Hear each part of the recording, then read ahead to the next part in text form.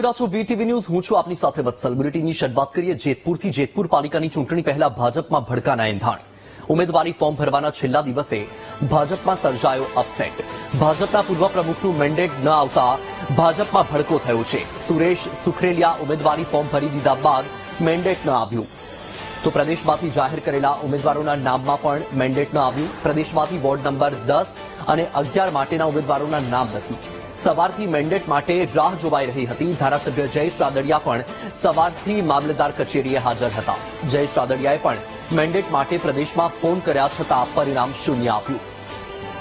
ભાજપમાંથી ઉમેદવારી કરનારાઓ ફોર્મ પરત ખેંચે તેવી શક્યતા.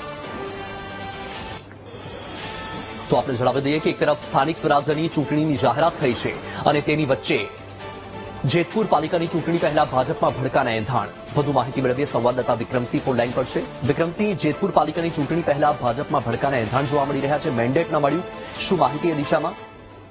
ચોક્કસ જો વાત કરવામાં આવે તો જેતપુર પાલિકાની ચૂંટણીમાં ભાજપના ભડાકાના છે એંધાણ જોવા મળી રહ્યા છે. ત્યારે ઉમેદવારી ફોર્મ ભરવાના અંતિમ દિવસે ભાજપના અપસેટ જે સર્જાયો જોવા મળી હતી. ત્યારે ભાજપ પૂર્વ પ્રમુખ મેન્ડેટ ન આવતા ભાજપમાં અત્યારે ભડકો જોવા મળી રહ્યો હતો. ત્યારે પૂર્વ પ્રમુખ છે તે સુરેશ સુખરેલિયા છે તે ઉમેદવારી ફોર્મ ભરી દીધા બાદ મેન્ડેટ ન આવ્યું હોય તેવું સામે આવ્યું હતું. ત્યારે પ્રદેશમાંથી જાહેર કરેલા ઉમેદવારોના નામ પર મેન્ડેટ આવ્યું ન હતું તેવું છે. પ્રદેશમાંથી વોર્ડ નંબર 10 અને 11ના બંને ઉમેદવારોના ફોર્મ આવ્યું ન હોય તેવું જાણવા મળ્યું હતું. ત્યારે જયેશ રાદડિયા પણ મેન્ડેટ માટે પ્રદેશમાં અનેક ફોન કરવા છતાં પણ રિઝલ્ટ આવ્યું નથી. બિલકુલ વિક્રમસિંહ, માહિતી બદલ આભાર.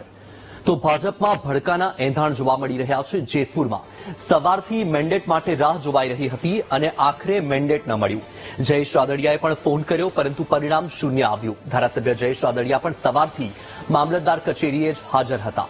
મેન્ડેટ માટે પ્રદેશમાં ફોન કર્યા છતાં પણ પરિણામ ન મળ્યું.